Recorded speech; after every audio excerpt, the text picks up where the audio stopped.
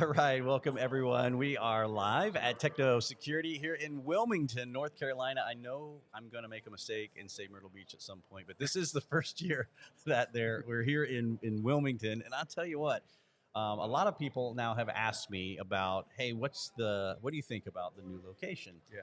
You can't really compare the two, just because they're so different. One's a beach setting, and this is not a beach setting. But the river is literally, I mean, we can see it turning our heads. You can look out the window, and see the river. Plus, you can walk and get just about anything that you want to eat within a 2 to 3 block radius. 100%. Yeah. Any type of alcohol, and I know you probably don't drink. No, of course not. But from bourbon to wine to breweries, they have everything. They've catered for everyone. Yeah, so it's the location here is really good in that aspect, and I really like it just for that reason. And actually, I found out behind us, and I mentioned this the last podcast when I was on. There's houseboats that you can rent. Did you know that? Yeah, no. right on the other side of the sign. And it's about the same price as at the hotel. You can rent a whole houseboat, and I'm like, should have done that next year, right? Next year, there's a good idea. Anyway, we are live here at Techno Security, and I'm with Adam Firman. Welcome, Adam. And thank you. Did I say your last name right? You did. Yeah. Oh, excellent. Good. I don't have the awesome accent that he has, but he says it much better than I do. Yeah, just what it is. And with MSAB. Yeah, Tech Evangelist here with MSAB. Excellent. So I know we've been actually trying to get together for some type of cast, and I've dropped the ball. It's my fault, 100%. So I apologize for that. Yeah. And I'm going to definitely have you on a longer Friday show, as long as the time zone thing works out, because I know you're 5 hours from me. So it makes it a little difficult, but it's not horrible because we do them at 2, so that would be your 7 p.m. 7. UK. Yeah. It gets me out of doing bedtime with a child, so win-win. Excellent. So tell me a little bit about yourself, how you started in digital forensics. Where did your path begin? Like a lot of forensic investigators, I got into it by accident. So I was a cop, and I was working plainclothes drugs team, and I'd like to say it was a really sort of heroic incident that led to a knee injury. I slipped on the grass as we were running in to execute a warrant, and my kneecap popped out. It's not funny. And my kneecap popped out, dislocated, and I ended up having to have a patella realignment, which meant I was 6 months of sort of office work, and I was extremely bored. Yeah. And whilst being bored, what do? I did a degree in software development. Because it's always intrigued me. It's either that or an Instagram influencer. So you went the better way. Yeah, but I'm too old for Instagram. So I started a degree in software development. Yeah. Sort of always been interested in tech. Always had the latest tech. Right. Had Commodore 64 as a child. And, wow. Go way back. Uh-huh. And then thankfully I had a good inspector, so a boss in the UK, who sort of recognised you're kind of wasted on the drugs team, and he moved me into the forensic unit, and just haven't looked back since. So started just early stage. Another guest from MSAB. Martin. So sort of started with low-level acquisition, sort of doing the sort of general work, and then moved over to the analysis stage. And I sort of I spoke about this in my presentation I gave earlier, that when I started, it was all computer work. Right. So it was using NCASE, FTK.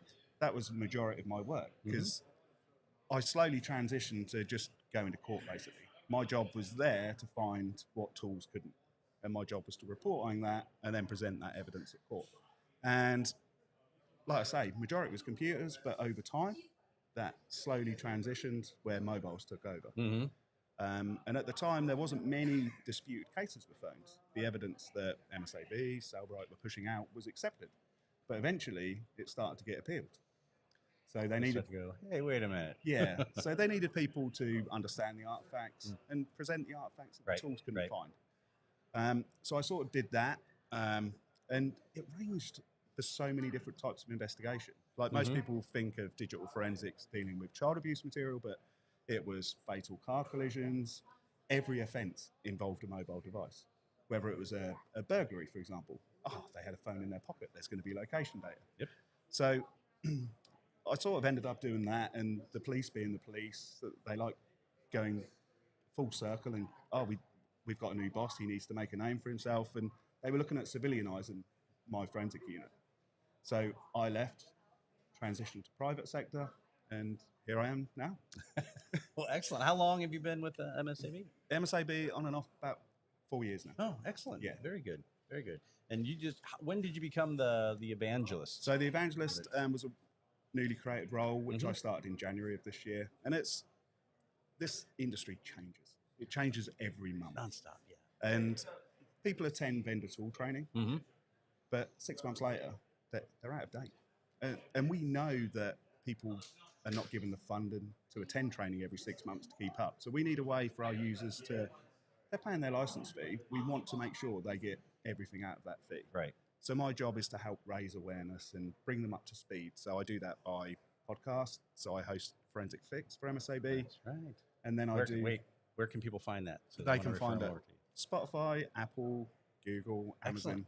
Yeah, every major platform. I will link to it in Cyber Social Hub as well. Perfect. So Thank you. may give them one extra place to take a peek at it. No, thank you. Good. And I do weekly tip videos, so little 2-minute snippets, because people are pressed for time. So we found that a weekly 2-minute video showing them new features is a great way for them to remain up to date with the technology. So yeah, it's an enjoyable role, and it's allowing me to see the global landscape. Because the issues I face in the UK, since I've worked for MSAB, I've been exposed heavily to the European and the US market, and every market's got their own individual pain points. Really? So, really, what would you say? And again, I don't want to catch off guard because some of these questions I'm going to ask you we didn't really prep for. How different do you think are the problems that you're seeing in Europe, UK versus here in the US? it's mainly about the processes that you're allowed. So the UK is, and this is a dirty word in digital forensics, they're very heavily influenced by ISO.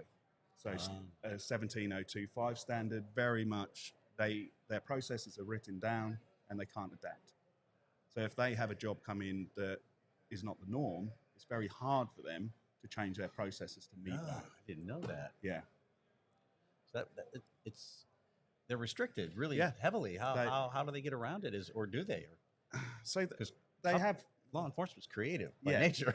They'll find a way. and unfortunately, because of the documentation that you need, because every tool that you use, every process that you do, you have to have a detailed log of how to do it. So effectively, you could walk into my old lab, and if we needed you to use FTK Imager, for example, you could pick up the process document and you'd be able to follow it from step 1 to 30 and produce the same output as our unit. So I see the pros to it. Yeah. Absolutely do. Standardization is important in most Yeah. things. I Then again, think you it's get that very weird one. I think it's very good for acquisition Mm-hmm. because everyone's then acquiring to the same standard.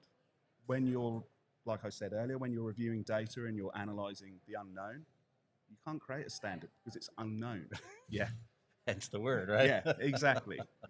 That's I wasn't aware of that problem. Yeah. But obviously, different regions have got different laws and requirements. Like European law, if you enter a property and you find an offence that your warrant didn't designate, you can still investigate that offence. You wouldn't have to go back and get another warrant. Really? Yeah. That's the difference. Yeah. Those are pretty big. Yeah.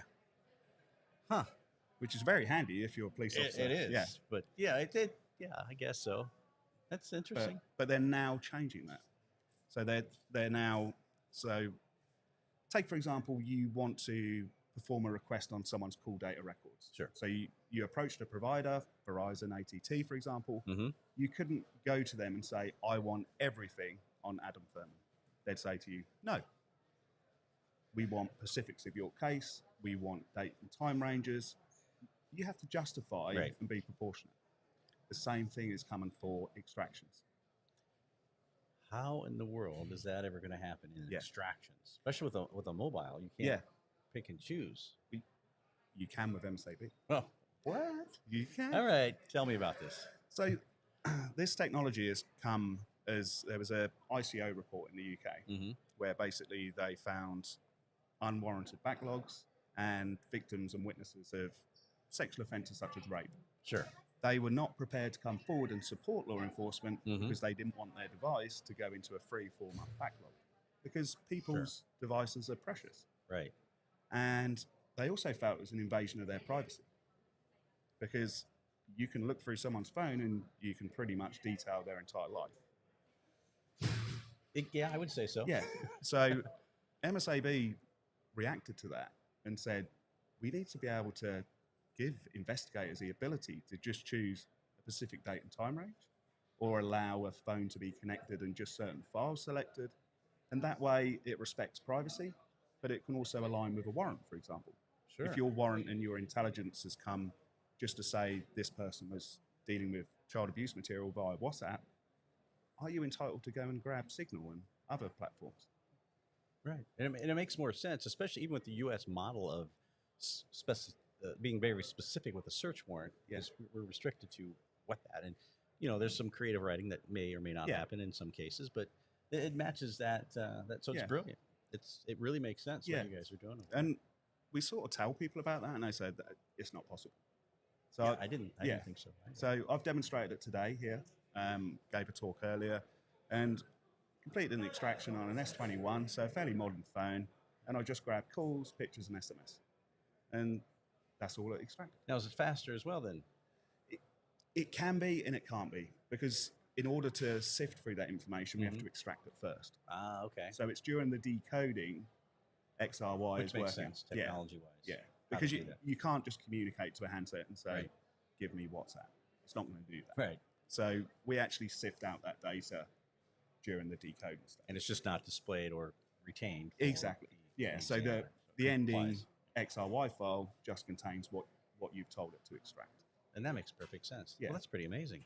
So IT departments are going to be happy because you're putting less data on their servers. Yeah. And from a victim and witness point of view, or aligning to a warrant, you're meeting the requirements of that. So, yeah, that's pretty awesome. So yeah, that makes life pretty interesting. Yeah, I want to come over to the booth, and if you don't mind, or have someone show me and take a peek at it. Yeah, that's definitely got my curiosity going for that type of technology. Yeah, and it's about being proportionate. If you're investigating a homicide, for example, you're not going to be selective.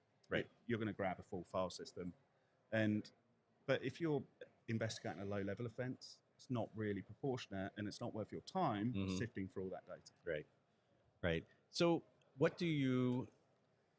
are there major issues, especially here in the U.S.? There's no shortage of some of the challenges, I guess, that examiners are facing. What do you think, or maybe a few top ones, or if you have one in mind? I think probably, and I covered this with Austin Berrier from Homeland Security in a podcast I did, and I think it's funding. It's funding for the people to investigate the offences, and it's funding for the training, for people to be equipped to deal. But I don't think governments globally are accepting this problem. Right. And without the funding to give them the tools to do their job, to have the training so they're efficient and credible, then it falls down. That's unique. I don't know that anyone's ever said that when I've asked that question before, because we're thinking, we got to get to this app or to that app and to this app, but funding is really the core of it all. If you don't have that, you're not getting to those apps regardless. And especially in this industry, you need multiple tools. You need multiple tools to do your job efficiently, because what MSAB can provide one exploit, for another device we might not be able to. And if you're limited by your funding to one tool, you're limiting what you can achieve. So what's the answer to that? How do we solve that without taxing? Yeah, to me, the government is very much. I used to see this a lot in law enforcement. You didn't have an issue if you didn't discover it. Take drugs, for example.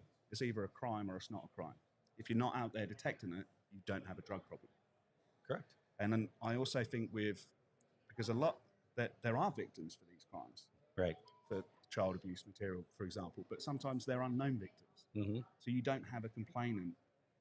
So to me, that's why the government can almost semi-ignore this issue. And I think if there was more, and there's obviously organisations such as Child Coalition who are trying to raise this awareness. Right. But I think until the government know how to account and justify why they're not funding this area, I don't think, unfortunately, and I'm out of it now, I can't see it getting better for the poor boys and girls on the front line. Right. And I don't know if MSAB has this or not.